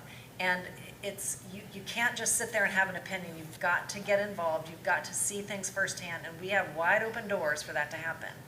And, I feel especially, I think about our bond issue and I think about kindergarten parents. We always said it's going to be really hard to get the attention of a kindergarten parent to think about their middle school kids' experience because that feels so far away. And I do think it's hard, and I think it was a challenge that we had and that we knew we would. Parents are very busy just getting kids from point A to point B. They're sucked into their social media. They're just trying to get food on the table, and they're trying to do everything right as parents. And it's easy just to think, well, okay, everything's going okay with my kid, or things are going okay with school, and just to let these kinds of moments pass by. And I beg parents to get more involved and not let the decisions just to waste away, because it really feels like we're in a time in education where something we've always thought was here, always was available, always standard in a community, is at risk. And I'm not trying to be dramatic, but just to say that we need people to pay attention. And I'll give an example. During the last couple months when we've been advocating so much with the legislators, with our senator, with the representatives, we sent out communication to the families of our district to say, please help us in advocating. And I didn't get one question about it. I didn't have one person reach out and say, hey, could you help me form a letter? Or I have no idea if anybody took up the offer, took the information. And I truly believe, not because people are bad or they don't care about their kid or they don't care about West Clermont, everyone's really busy. And what I'm just trying to call to attention is things are moving fast in the legislature and nationally, in our state, locally, and as parents, it's really important just to not miss this moment, to really be a part and create what you want for your child, because you really can make an impact. But these things are so subtle that you could be passive and miss them. And so that's what I'm trying to convey, is that everyone needs to get involved, and those numbers really do need to go up. Okay, I'm off my soapbox now, sorry. This, Can I add something to that? Sure.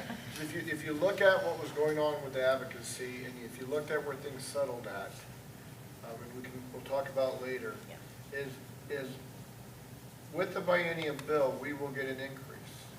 This district has not gotten an increase in close to a decade, okay? We've been under a guarantee.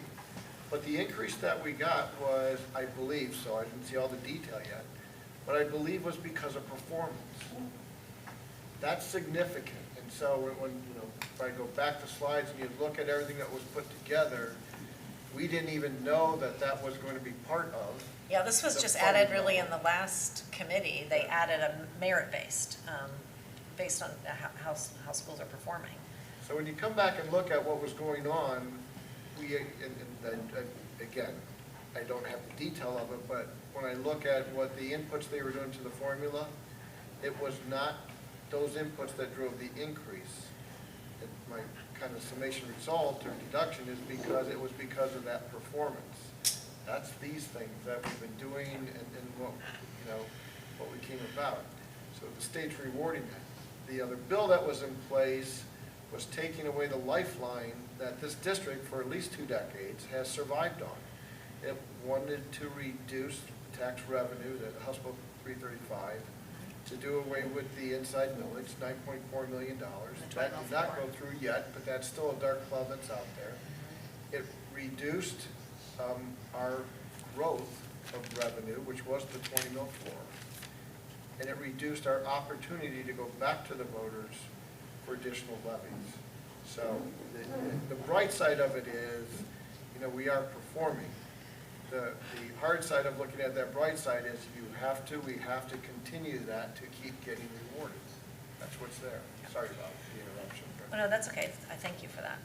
This visual is a picture that the Citizens Advisory Commission, with all of our thoughts together, kind of just ended up being a symbol for how we want to see the district progress forward. And the main thing, the most important thing for us was that yellow ribbon that represented foundational core learning, strong literacy, numeracy skills, critical thinking, and we've added leadership to that so that we can fully live out our Portrait of a Graduate.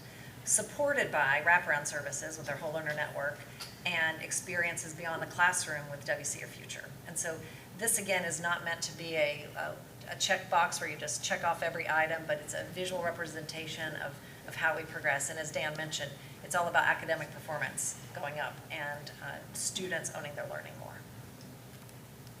So I'll go through these quickly. It's just a reminder of who we are. We're a very mission-driven school district. You can keep going. We believe all students can learn, and we are the educators who can make it happen. And although that may sound just like a nice word on a poster that sounds kind of catchy, we know every student's name, story, strengths, needs, and we respond.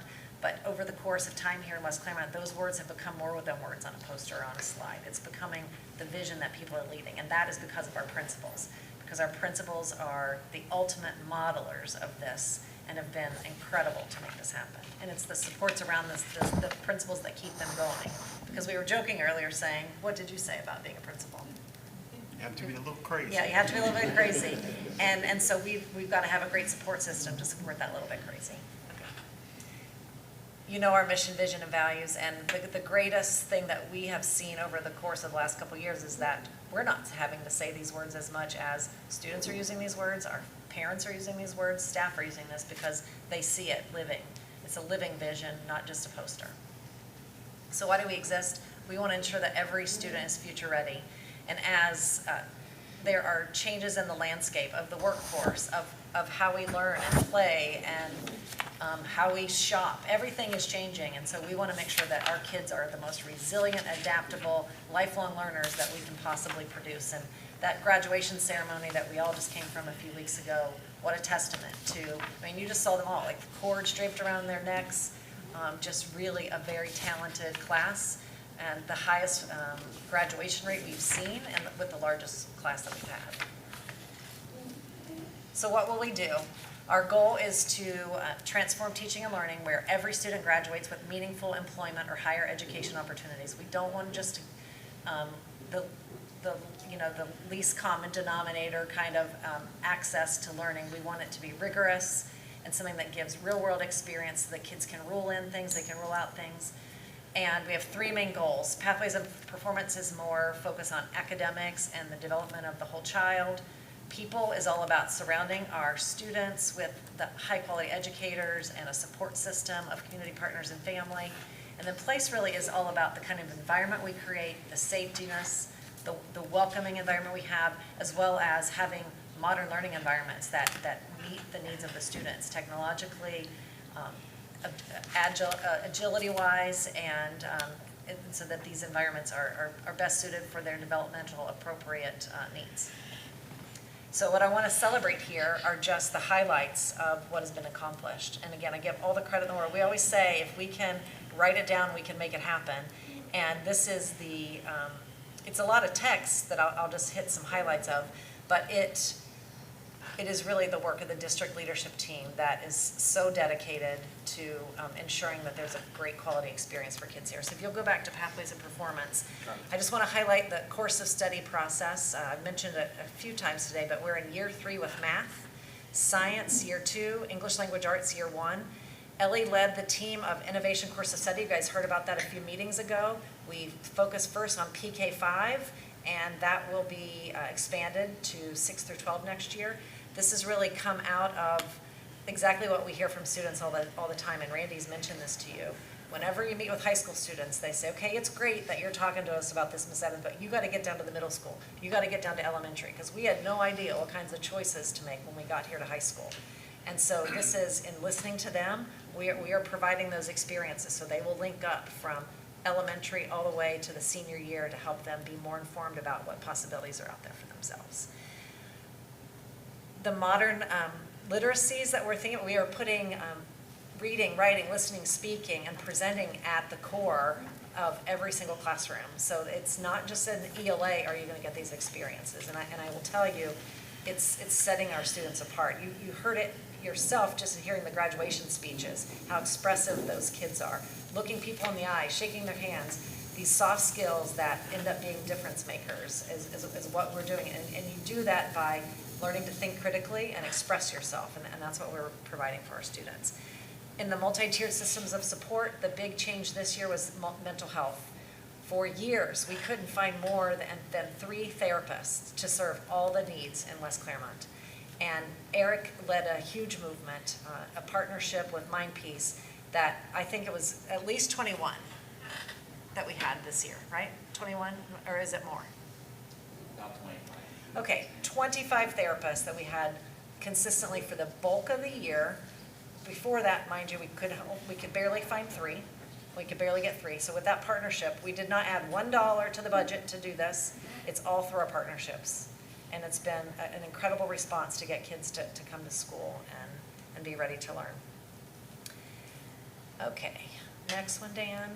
Under progress, what I just want to emphasize is how we've expanded our partnerships. Jim mentioned it earlier, how the pie breakfast really, we just filled up the entire cafeteria at West Clermont. We cannot do this alone. There is no doubt in my mind that we can just keep plugging along and hope for the best. It's going to take all of us, and it's been a huge change for teachers to open their doors to businesses and to take kids out into the field, but they are learning lifelong skills by doing this. I also want to highlight the Leader in Me program.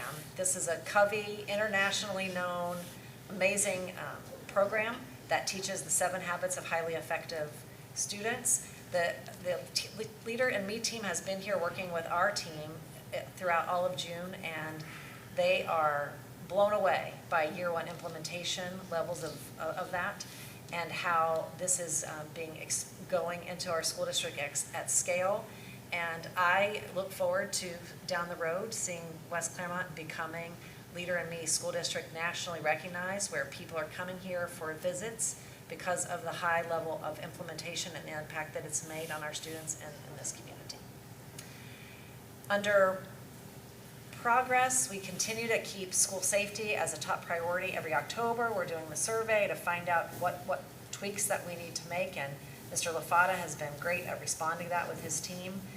We have, in this list, Larry has been researching to get a new technology model for the elementary. So he's had several teachers piloting, and we're going to be able to bring new technology next year to WT and Amelia, who haven't had new technology since they opened in 2010. So it's an incredible effort that the team has led to make sure that we are creating the right kinds of environments for our students.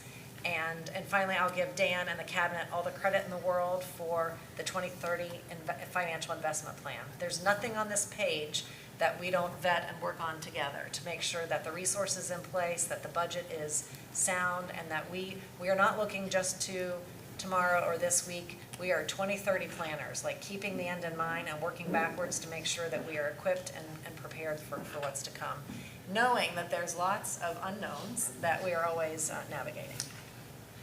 So how well do we do this? I have a few district level KPIs I want to share with you.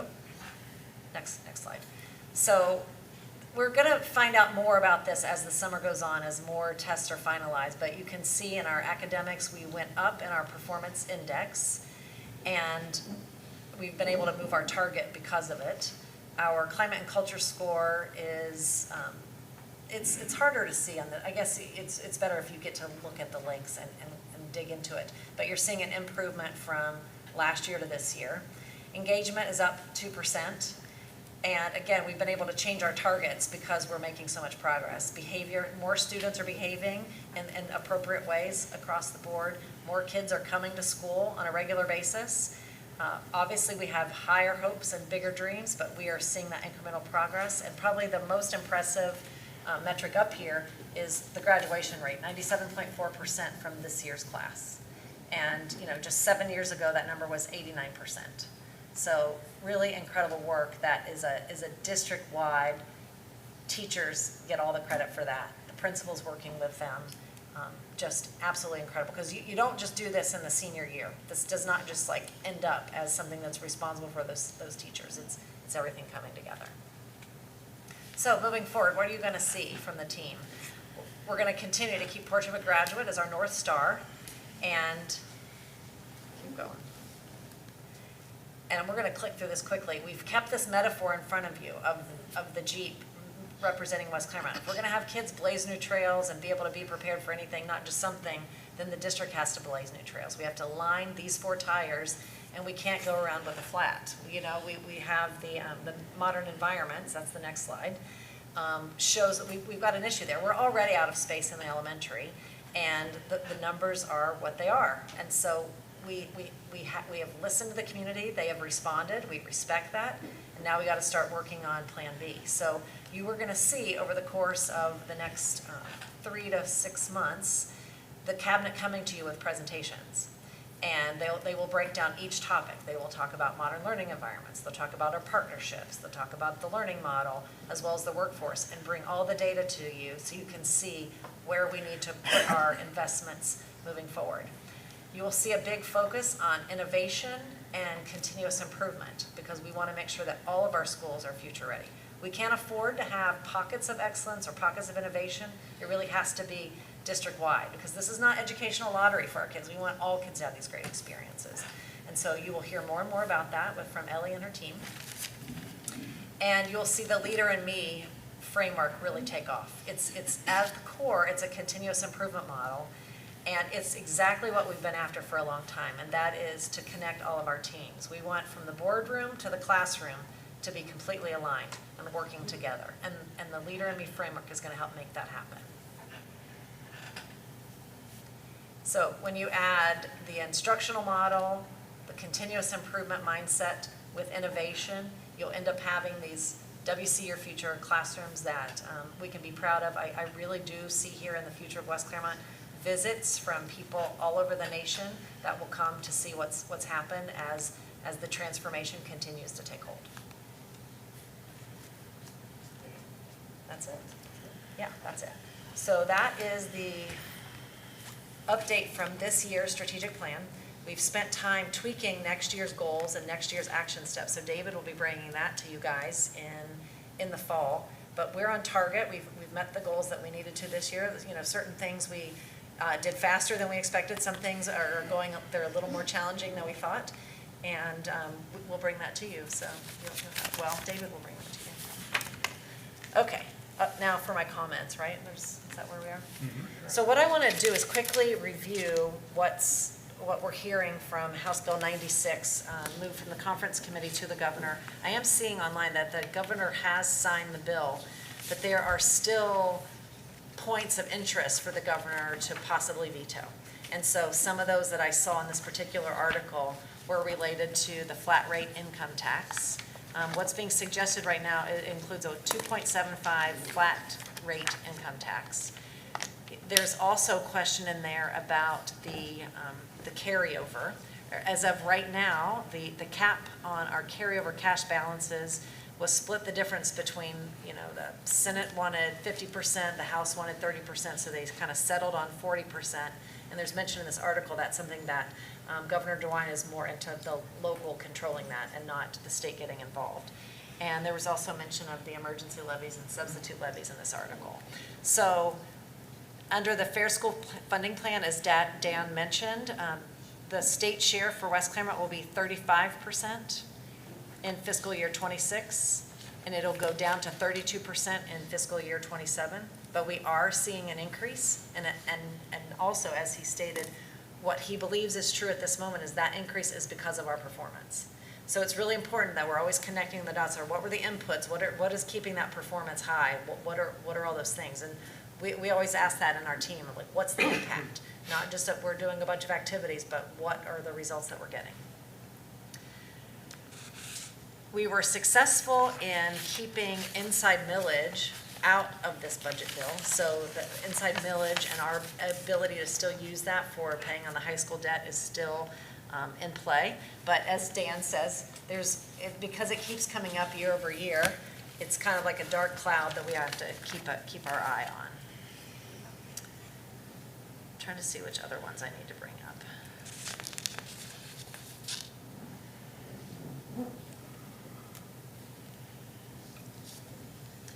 The 20 mil floor changes are in place that would take us off the 20 mil floor, and that's what Dan was saying earlier, is that every 3 to 6 years, based on the updates, we are usually seeing some growth here. And because levies haven't passed here traditionally, that has been how West Clermont has survived. So that is one that it'll be interesting to see what the governor does, but that's risky business for a school district like ours with a levy history like ours. I think that's enough of the updates, you think? Yeah. Is there anything else you Really want to looking add? ahead. Yeah, there's a few more things, but it's those are the high level. And I think it's important that this board, as you've done, you've all participated in advocacy. You've met with representatives, you've come to events. I can't, emphasize it enough that the relationship that we've built with our legislators, we have to continue to expand and grow, because they are listening to us, they are advocating for us, they are doing the best they can, but there is a lot under attack, and they have a hard job, just like you guys have a hard job out there. So with that, do you guys have any questions for me or any comments that at this time? Okay. Thank you. All right.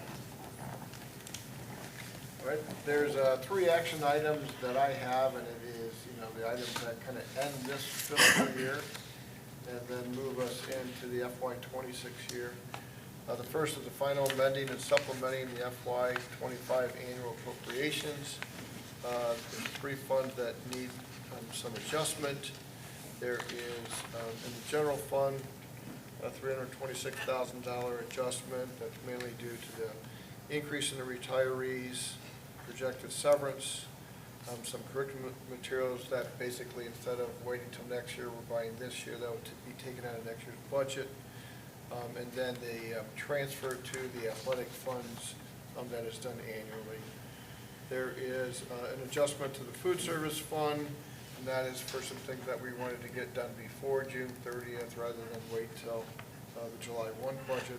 Again, that'll be shifting from next year's budget to this year. The agency fund is actually, although it looks like it's a significant amount, it's just a pass-through account where all the funds pay for the health insurance, and that's just passed on. So although it looks like it's adding to the budget, it's just a pass-through with it. And so the recommendation on item number 10.01 is amending and supplementing the FY25 annual appropriation as presented. Thank you, Mr. Romano. You've heard the recommendation. Would someone like to make a motion? So moved. Thank you, Mr. Rudy. Is there a second? Second. Thank you, Ms. Sanborn. Is there any discussion? Roll call, please. Mr. Rudy? Yes. Mrs. Spencer? Yes. Mr. Patton? Wait, we have a Sanborn seconded. Sanborn Oh, second. I'm sorry. That's Sanborn right. seconded. Yeah. Got it. Sorry. Mr. Rudy? Yes. Ms. Sanborn? Yes. Mrs. Spencer? Yes. Mr. Patton? Yes. Mr. Chumley? Yes. 5 yes, thank you. Item Wake up, Dan, come on. Item 10.02 is the request for advances and transfers. This is a modification to what we did in May. Actually, the positive of this is the staff in the office, and additionally working as they do hand in hand with Mrs. Preston on the state and federal programs. Again, we have to spend the money first and then get reimbursement from the state, or the federal through the state with it.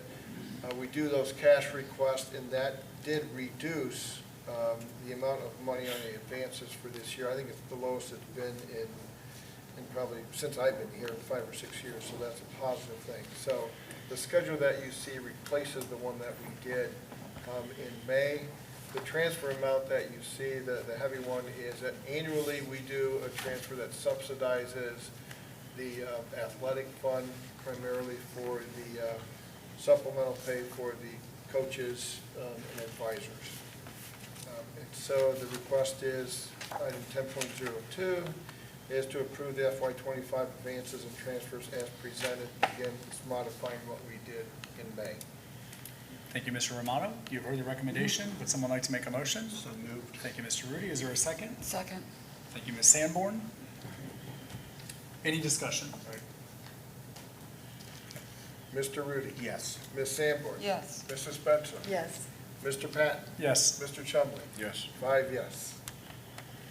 All right, item 10.03, that is a request for approval of the temporary appropriation measure for FY26.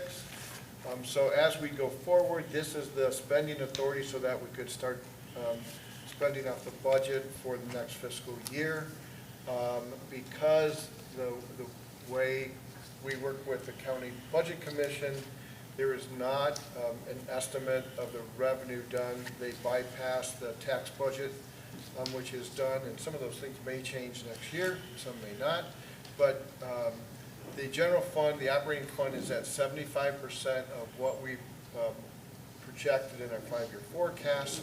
Most of the other funds are at the full level that we put together. We do come back in September to do a full annual appropriation measure. We may submit purpose and budget statements in July and August, but the full appropriation measure comes back to us in September after we work with the County Budget Commission certifying the revenues back to us.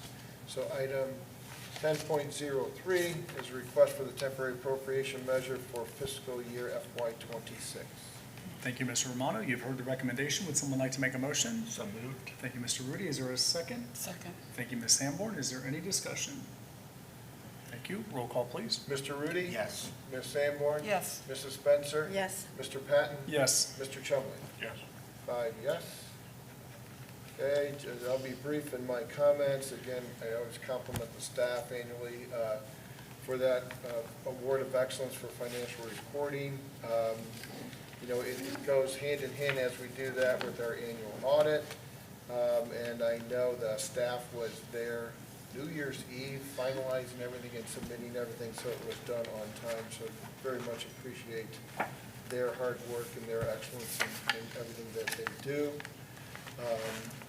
Superintendent gave the update on the budget. The initial projection from the biennium bill from the conference committee that submitted it is that we will, over the 2-year period, have a gain of about $2.8 million. That's not additional money that we look at spending. That is additional money that we look at offsetting the deficit up the road. As mentioned earlier, we know that we start deficit spending within a year or two, and then our cash balance starts to get depleted down. But kind of rest assured as we go forward, we're really looking at that increase to offset the deficit that is projected out into the future. We will, the 5-year forecast, and again, that may be part of the biennium bill that gets reduced from 5 to 4 years or so as we go forward. We will be updating that. We historically had to do that in November. That may come earlier, I'm not too sure, but we'll get that updated with the new information that we have in it. It is worth mentioning again, but House Bill 335 is the one that had, in my eyes, the 3 reductions, eliminating the inside millage, which was a direct reduction of our revenue that did not go through yet, but is still out there. The reduction in our growth did go through in the biennium bill, and that was the taking our emergency levies, the one that was passed in 2020, the continuing substitute, and have them go against the 20 mil floor. That brings us off the floor.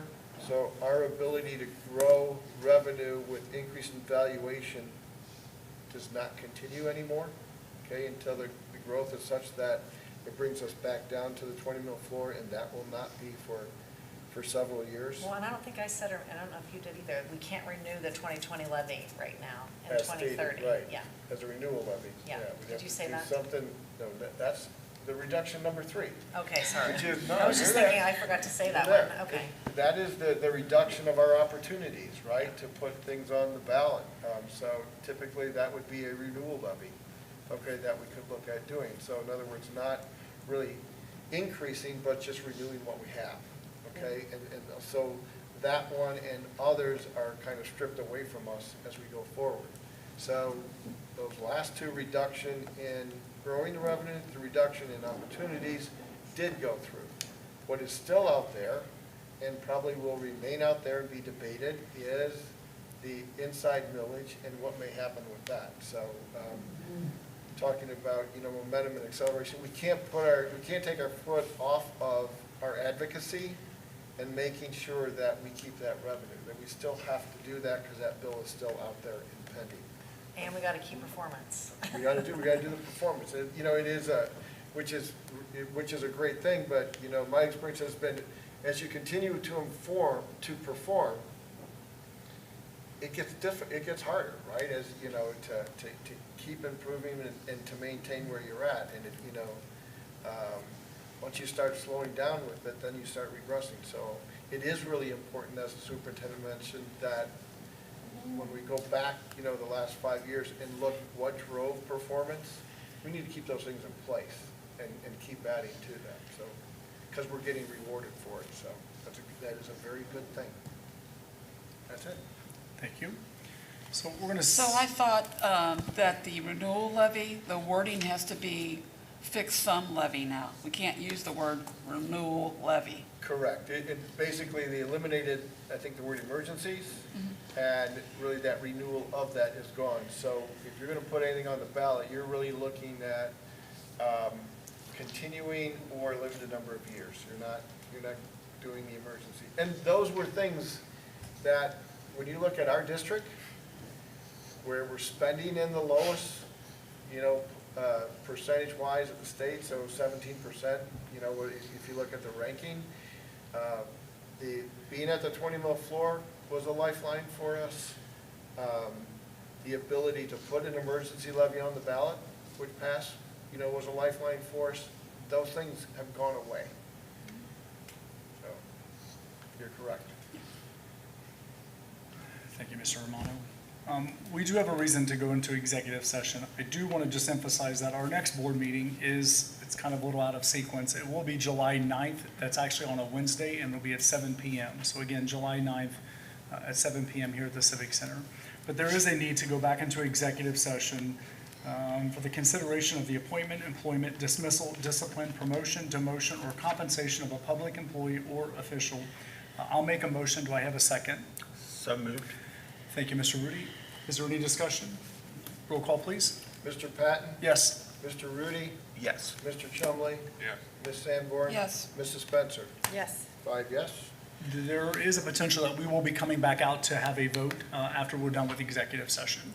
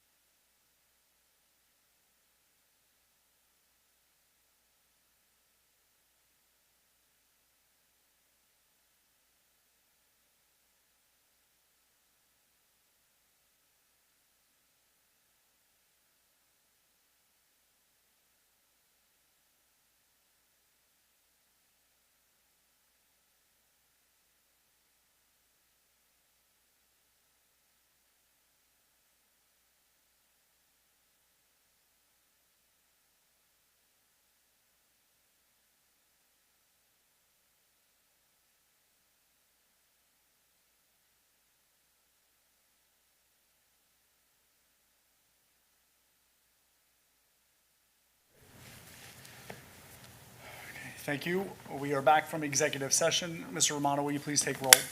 Mr. Patton? Present. Mr. Rudy? Present? Mr. Chumley? Present. Ms. Sanborn? Present. Mrs. Spencer? Present. All present?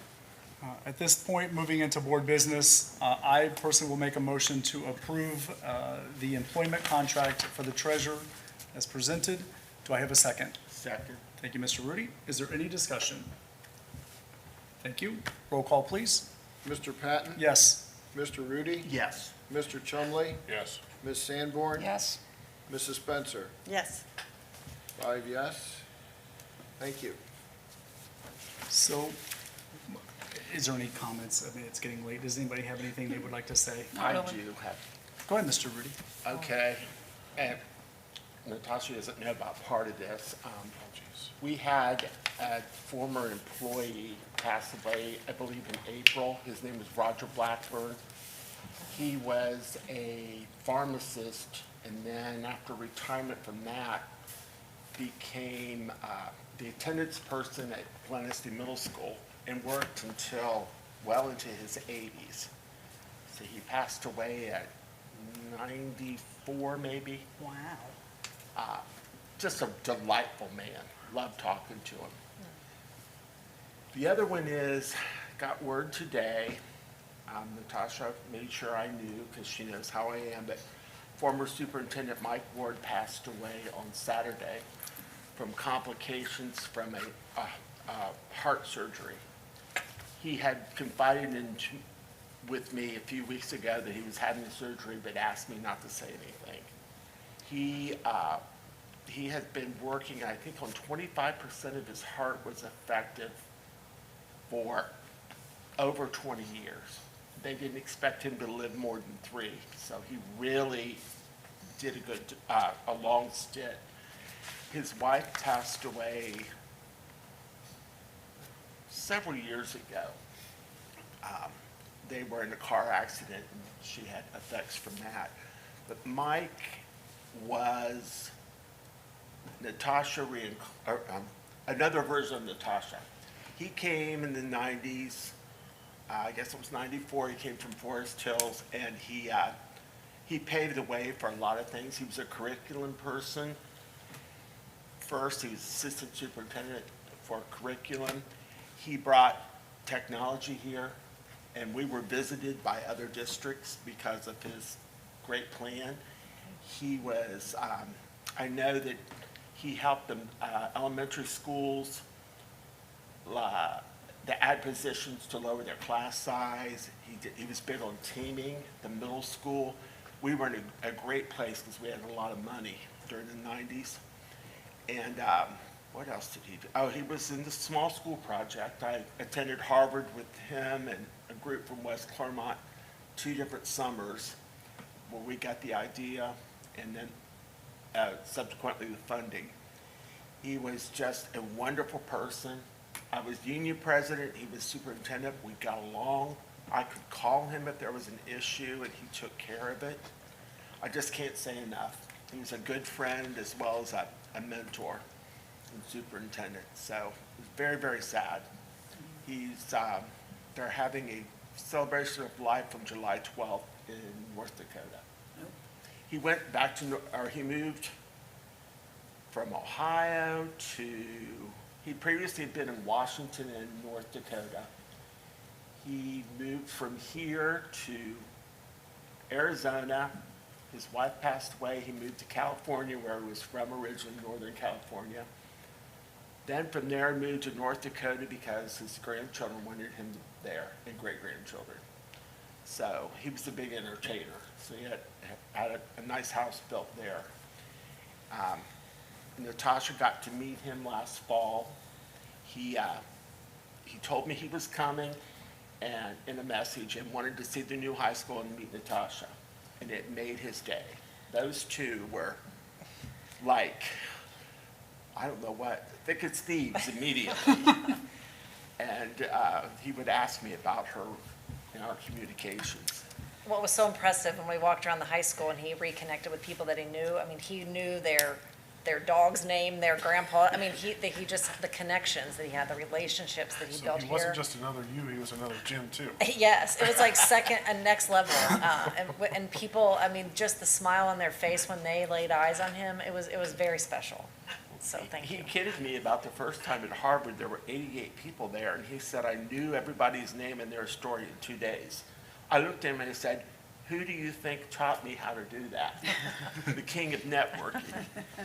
And if I can add a connection, in 1999, 2000, when the district was doing the small schools, I was working for a company, and then we did the community engagement tabletop exercise that was called Learning Curves, which I think you were a facilitator Yes. for. And Dr. Ward submitted what the district had achieved with the community engagement to National School Boards Association. And annually, there's one award that is given to one superintendent, one school district, and it's a pretty prestigious award. It's called the Magna Award. And I remember with that engagement process that I was able to work with him on back then, which I didn't know when I came back here and when I came here in 2020. I honestly had forgotten all about that until I picked up a binder and Dr. Ward's name was in it, and there was also another name in it, of facilitators, and the person's name was Jim Rudy. And so, but it was going back 25 years. It was, a great experience being with him and, the things that he had accomplished for this district and recognized how the district was recognized because of that. So that was great. He didn't expect to be called Dr. Ward. He wanted everybody to call him Mike. Yeah. He's that personable and brilliant. We're going to put a post out on social media tomorrow if people want to give to his memorial fund, so all the information will be there. Okay, thank you. Thank you for sharing, Mr. Rudy. At this point, I would make a motion to adjourn the meeting. Is there a second? Second. Thank you, Mr. Rudy. I'm assuming there will be no discussion. Roll call, please. Mr. Patton? Yes. Mr. Rudy? Yes. Mr. Chumley? Yes. Ms. Sanborn? Yes. Mrs. Spencer? Yes. 5 yes. Thank you.